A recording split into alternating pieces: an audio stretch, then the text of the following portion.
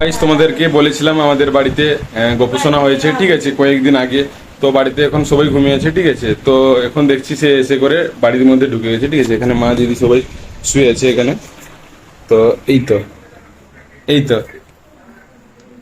হ্যাঁ, কি করছো তুমি এখানে একা একা? এসো, এসো।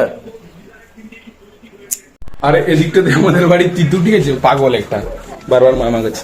কি হচ্ছে এই?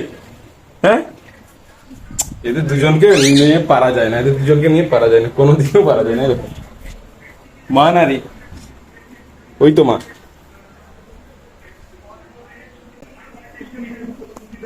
তো ভাই কমেন্ট তো একটা অবশ্যই হবে।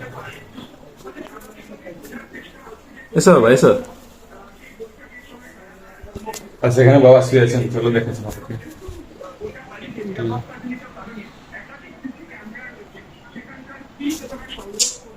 এই